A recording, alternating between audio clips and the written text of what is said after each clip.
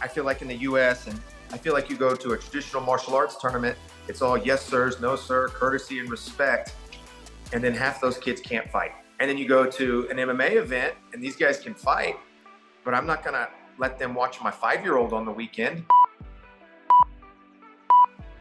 Hey, this is James Cox with the Martial Arts Lifestyle. We're in episode number 94 today, and I have back with me the second time Mr. Ty Garrett. Now, Ty is an amazing martial artist, a good friend of mine. We kind of have a lot of past experiences together throughout Texas and the competition world and things that we do, in similar fashion. But Ty is the man, bro. He's still at a younger age than me, but let's say he's getting up there, right? I think he just got back from one of these other countries. He's 41-1 in full contact fighting. He's 31-1 in kickboxing, 6-0 in boxing, 3-0 in bare knuckles, 1-0 in MMA cage fighting. Ty's a 7th degree black belt under the legend Troy Dorsey, as well as a 3rd degree black belt under the one and only Carlos Machado in Brazilian Jiu-Jitsu, and also a black belt are about to test. There was a black belt under Bill Superfoot Wallace, man. So Ty is busy and active and runs a successful operation there in big old Amarillo, Texas. So I just want to kind of talk to you a little bit, my man. Let's just start off with what you just got back from. I see on Facebook, but man, you came back with a crazy amount of medals and world championship belts in this international world kickboxing organization that you're dealing with. So you know more about it, but tell me a little bit about that experience. Well, I was just watching other leagues on Facebook, and I kept seeing the WKO, and it's a stupid reason to get excited, but what originally got me excited was they have the coolest belts. I know that's a dumb reason to get excited, but I was like, man, those belts are dope. So I messaged the promoter, and he offered to let me, he wanted me to do a super fight for my very first fight with them. And I was like, well, I'm 40. I don't know. I just want to peek my head in the tournament. And that was a few years ago. And we kind of planned on it being my wife's 40th birthday. And we were just going to do one and done. And we just went to one of their small regional tournaments. And I was just blown away at how far ahead the Europeans are than the Americans in striking. Not in MMA or grappling or wrestling, but just pure kickboxing. They are light years ahead of us in popularity. They literally every single weekend there's title fights in just about every major town in England. It is insane. So we just fell in love with it. The promoter asked me if I'd come back to the world championships and bring a team with me. And I kind of like, well, that'd be fun, but it's expensive. And then he kind of talked about the finances with me and different ways to make money doing that. And we brought a team last year, and we did well last year. It was a very small team. And then I brought one of my friends, one of your black belts, Dustin Matthews, and we figured out this tournament goes full contact for a whole day and then light contact for a whole day. And my team did really good at all the full contact events, but we're not a point karate school. They had point hands, point feet, point karate. It's like 3 or 4 different point divisions. My guys didn't even enter these, so we weren't medaling. And then Dustin said, dude, I could train your guys how to do this, and we could clean up full contact and light contact. So we started training our 2 schools together. We recruited athletes from Texas and one other from Atlanta, and we brought 14 athletes to England a few weeks ago. And we, out of 115 teams, we had the number 1 team on the medal count. But our athletes were entering 5, 6, 7, 8, 9. I entered 13 divisions myself. 13 divisions, 1, 3? Yes, sir. 13. Yeah. That was 2 days. So I got all the full contact fights out of the way on day 1. And then I'm going to skew the numbers a little bit. I think I had 7 light contact matches the second day. And some of these were point and light contact continuous or light contact boxing. So the second day wasn't as bad. But on the medal count, a medal's a medal. It doesn't matter if it's full contact kickboxing, Muay Thai, boxing, or point karate. A medal's a medal. So I had every one of my athletes enter every division we thought we had a shot at. And we ended up beating the reigning defending champions that were from Scotland. Last year, they brought 64 athletes, and I think they only brought 40-something this year. And I was like, oh, we started doing the math. If we have a few of our players do really good, we might actually have a chance at the World Cup. And we brought back I forgot how many gold medals. It was like 36 gold medals or something. It was nuts. My team did fantastic. I was really proud of them. And at the very last hour or two, we were just neck and neck with the 2 European teams that brought the big schools. There was a team from Scotland and a team from England that both had 2-3 times as many athletes as we did, but our athletes were entering 2-3 times as many events. Most of these guys are just entering the 2-3 events they're good at, where we were just shotgun approach. Some of my guys were getting slaughtered because they don't know how to do point sparring. They're just showing up and getting beat. But we had every athlete enter every division. Towards the end of the tournament, we had to start pulling out because I was having injuries left and right on my team. But when you enter 10 events, you're probably not going to finish, to be honest. Yeah, yeah. That's crazy, bro. So you said you took, was it like 14 people total? Yes, And sir. you guys accumulated more points. You're getting a certain amount of points for medaling, first, second, third, gold, silver, bronze, whatever.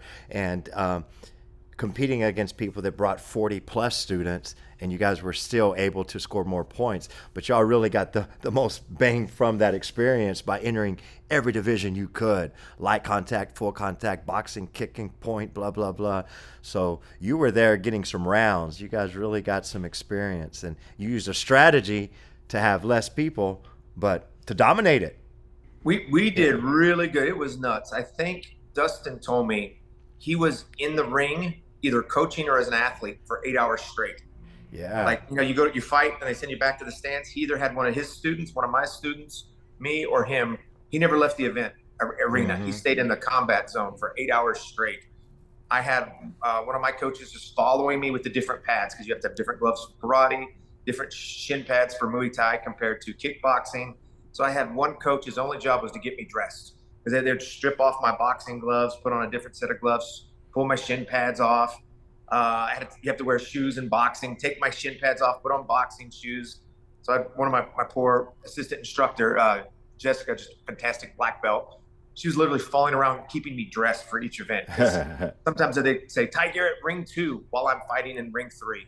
The promoter will go, give Ty 5 more minutes, let him finish this match. So we're literally just huffing and puffing, going from ring to ring to ring to ring. It was like a crazy, I don't want to say a nightmare, because it was one of the coolest days of my life, but it was a blur. Yeah, yeah. Get all my fights on film, because I asked my wife, if my kids are fighting, don't film me, film the kids. Some of the rings were televised on national TV or streamed rather, and then some of the rings weren't. So a few of my matches we didn't get recorded, but I think we got 15, 16, 17 of my matches either were streamed or my wife recorded. So Yeah. it was a blur, but it was a lot of fun. Man, that's awesome. Like I said, bro, you guys really worked hard on getting the most out of it while you were there. I mean, I can relate a little on just our old karate tournaments, but wasn't that many. But we might take 20, 30 people to a tournament, and man, you got 2 or 3 at the same time, ring 7, ring 12, and then I would do every division that I could, which might have been 5 divisions. But man, you really did good with that. Yeah, I'm gonna have to try and maybe take a trip and check that out next time. That sounds pretty good. So will you say that those guys are ahead of the U.S. and what we do here? I mean, would you say skill wise? Would you say tournament production, organization? It sounds like they're giving a lot more ability for more people to compete in more divisions. So they're probably making a whole lot more money off these events. And then what all do you mean by ahead of what we have? The production value was so much cooler than anything I've ever seen. They had 6 rings, just left to right, left to right. And when I say rings, I mean boxing rings. Yeah. But yet probably a little bit smaller than 20 by 20, maybe 18 by 18 boxing rings. Just they looked symmetrical, the exact same ring 6 times in a row. They had a film. They had the big arcing cameras that would swing around. They had some film cameras that were stationary. The fights that were getting streamed had commentating at one point. I talked to the guy who commentated my fight. He told me he did Floyd's exhibition fight in Japan I'm not sure if it was a few months ago or a few weeks ago, but because my last boxing match I did was Floyd Mayweather's. I was like, my commentator was just commentated on Floyd Mayweather. Right. It doesn't even sound real. So that was nuts. Something I thought was really cool as an athlete, there was a giant screen that said ring 7, and it had the next 8 matches. So you could look up and go, okay, James will be boxing at ring 2 at 12:27. At 3:02, he has a tie match, and ring 4. So, and it was relatively accurate. We've been to the tournaments where we don't compete till 2 a.m. or, just ridiculous. All 6 rings were going nonstop. There was no downtime. They had all the referees and judges are paid. There's no volunteer army, which you see a lot in the U.S. Well, there's the difference. I mean, literally right there, right? You're gonna, you know, sometimes free help is worse than no help. No kidding. But Oh, I think they told me they had enough judges to do 10 rings. So the judges weren't exhausted. Every hour or so, they'd rotate all the referees and judges. Um, and the athletes, if I'm being honest, they were just way more respectful. They reminded me of karate martial artists, not fight martial artists, Hmm. where I feel like in the US, and you're in the same world I am, maybe you can correct me. I feel like you go to a traditional martial arts tournament, it's all yes, sirs, no, sir, courtesy and respect. And then half those kids can't fight. And it is what it is. And then you go to an MMA event and these guys can fight, but I'm not going to let them watch my 5-year-old on the weekend. These aren't role models for my kiddos. These people aren't acting the way I teach my students to act. Now they're great athletes. I feel like it's two different worlds in the US, where I feel like in Europe, they kind of have the best of both. I mean, I fought some guys that visually they looked like bank robbers. I mean, one of the guys I stepped in the ring with, I looked at my corner and it was my one of my assistant coaches, Jessica, and she goes, "He looks like a villain in the Batman movie." Like he just, terrifying. And as soon as the fight was over, he couldn't have been nicer. We hung out for about 20 minutes, talked fight game. He's going to come train with me in the U.S. later this year. I mean, just super, super classy in victory or defeat. I didn't see, I think there were 1,800 athletes. I saw one person throw a hissy fit when they lost. How often do you see, when you go to a traditional martial arts tournament, do you see, it's usually the parents, if I'm being honest, but you see, I call them the soccer moms or the karate mamas, mad at the referees, mad at the judges, creating a big scene when, it's just over a third or fourth place medal. I didn't see any of that over there. I love their fight culture. It's almost like they took the combat effectiveness of kickboxing or MMA, but with the life skills that we say we teach in traditional karate or taekwondo or any of the yeah. classic arts. And it's almost like they got the best of both worlds. The fight schools I talked to were super classy and respectful. And then the traditional schools that were there, they could all fight. One of my hardest fights was a guy who during warm-ups had a straight up karate gi, like the old 70s white gi. And I'm thinking, oh, I'm going to murder this guy if he's at a kickboxing. And he was one of my toughest fights. So the karate guys could fight like kickboxers. The kickboxers acted the way karate guys act here. I felt like their culture was ahead. I did feel like our technique was actually better. I feel like for the most part, they kind of stay in one lane. You can go, okay, I'm fighting a K1 style kickboxer. Okay, this guy's from a Muay Thai school. Okay, this guy's more of a full contact karate, what we call waist up kickboxing school. You could kind of see what system they're using and use it against them. Where I feel like a lot of Americans cross train. Like my guys know how to box, they know how to do Dutch kickboxing, they know how to do Sanda, they know how to do full contact karate, they know how to do Muay Thai. We kind of switch from style to style in the middle of a fight. I felt like that gave us a huge advantage. They kind of stay in their lane. But the one thing I thought they were way ahead of us on was just their caliber of athletes. Hmm. And maybe not at the high end. I think our high end athletes were as good as their high end athletes, but their B team, I think they might just be Europeans are healthier than Americans, if I'm being honest. But I felt like their B team was way better than our B team. And Yeah, almost yeah. almost everybody had a six pack. I Hmm. didn't see any fat Europeans.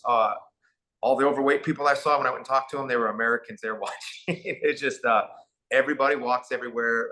Very little sugar consumption. Everyone works out. Every gym is full. It's just a different culture. So I think in that regards, the Europeans are ahead of us. I do feel like our technique and our strategy might be a little bit ahead of them, and that's where we could weaponize our Yeah. our pace and our style against them.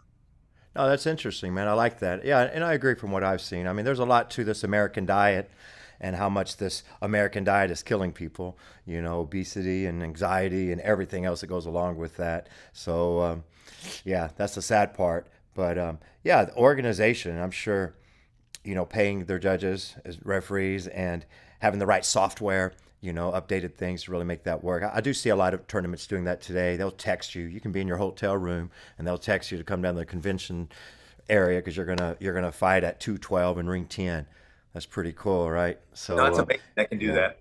yeah, it's come a long ways, man. That's good. I also see what you're saying, and I to me you have a dojo, and if we say that name anymore or not, and we have a fight gym.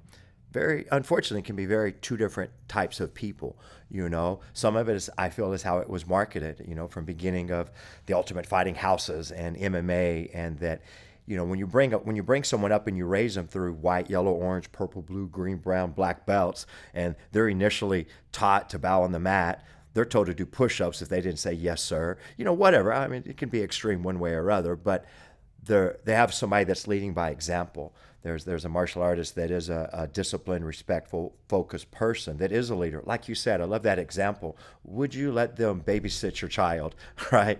And then I see some very humble, respectful MMA fighters, but I also see a lot on the other end, that thuggish, rough, tough mentality, that trash talk, the things that can market and sell for them or what they think that they need to do. But man, I wish we could do a little better, in the industry in the U.S. as far as shining with that respect.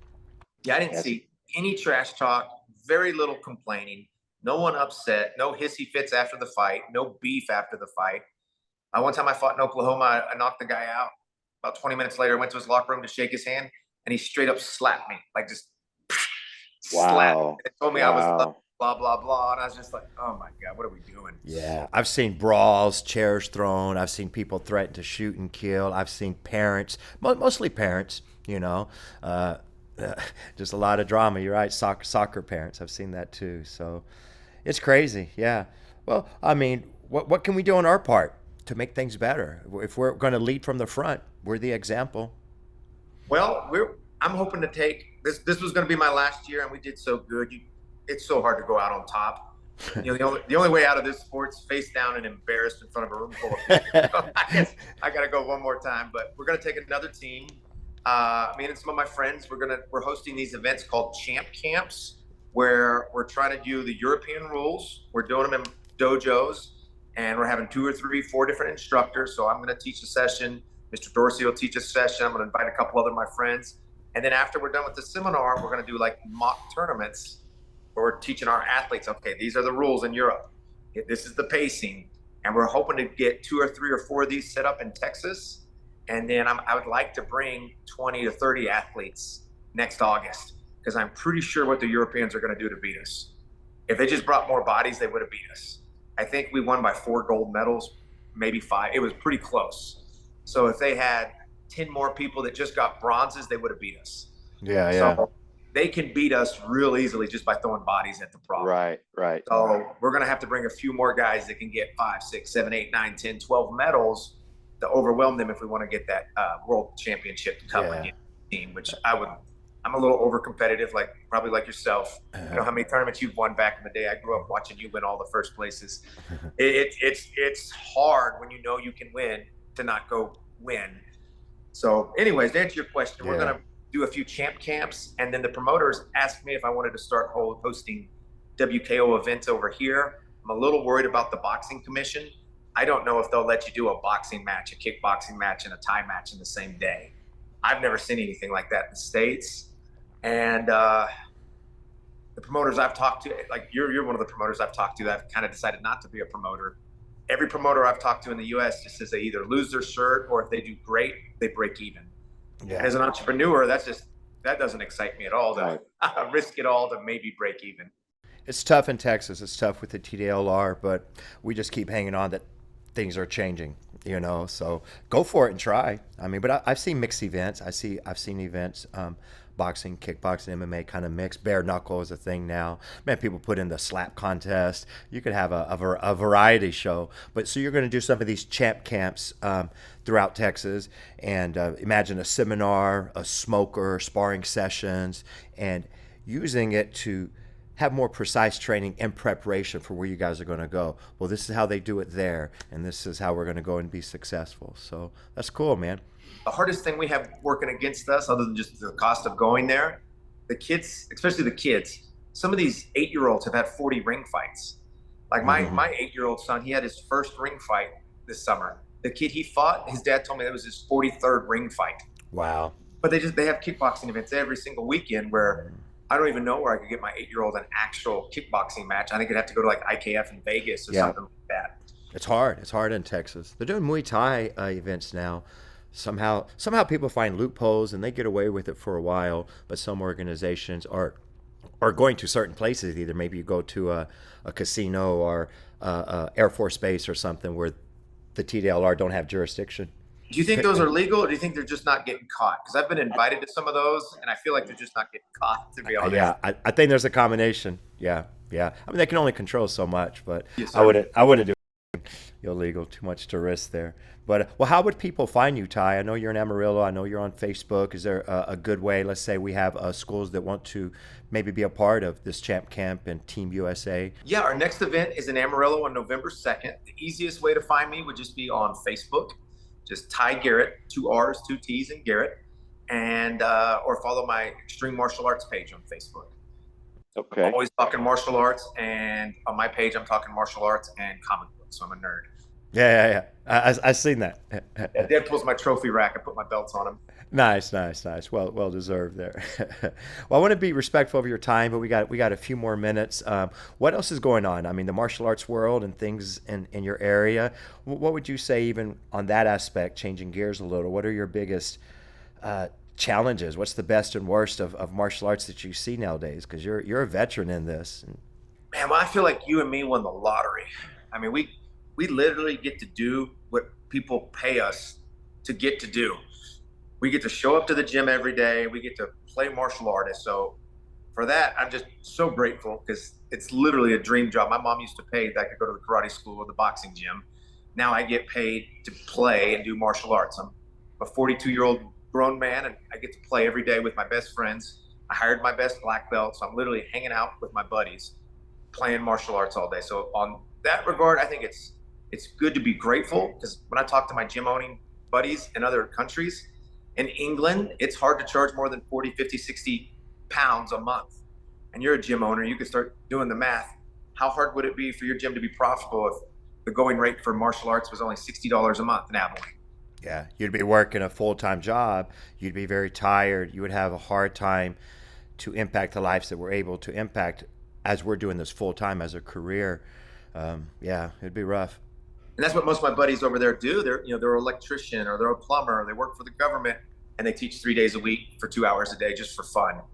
And that's still rewarding emotionally. I get to dump all of my time, energy, and effort into my students because it's my only job. If I want to sleep in because I stayed up training not hard the night before, I can sleep in, then I can give it my all the next day on the mat. So we have some luxuries as gym owners in the US that I'm just really grateful for. If you ask me what would improve or what hiccups I have, you think we have, I kind of feel like martial arts has faded away from the courtesy, the respect, the integrity, and it's so focused on the combat side, which is fun, it's entertaining. I would like to see martial artists start to be role models for kids again. Like I watched you and Darren Walters growing up. You guys beat the crap out of everybody, but I never saw you guys misbehave once. Never saw you yell at a referee. I never saw you talk crap about the guy you just beat. You guys, you taught 7-year-old Ty how to act. You taught 12-year-old Ty how to behave when he grew up. And I don't think some of them are still great guys, but some of these MMA stars, they're not teaching our next generation how to be men. They're teaching them how to be performers, or they're teaching them how to be superstars. So I would love to see martial arts swing back a little bit to the old ways of courtesy, respect, focus, integrity, things of that nature. Yeah, no, I agree, man. You're right, exactly. When we talk about kids these days, right? A lot of it starts at home. It starts with parenting. Well, I think we were fortunate enough to have the instructors that that was the way. There wasn't an option. You did it this way, and there was really no questions asked. If it was a matter of respect or fear or whatever, you did what you were told, right? Tough love, the martial arts way. So I think we just got to continue that tough love, man. Be real. I talk to my students like I would talk to my kids. I'm real with them, but laying the expectations on this is how we expect them to behave, and this is how we have to control our emotions in the ring or out of the ring, at school, good day or bad day. We're all going to have struggles, and to be able to go through those with the correct mindset. Yeah, cool. Well, brother, man, that's good. I love the stuff. Congratulations, bro. I don't know where you're going to put all those belts. You're gonna need an extra room or something there, but keep doing what you can do while you can. Then you got to pass the torch down, right? Yes, sir. Well, my mom said it's better to wear it out than to let it rust out. So I'm gonna try to wear it out.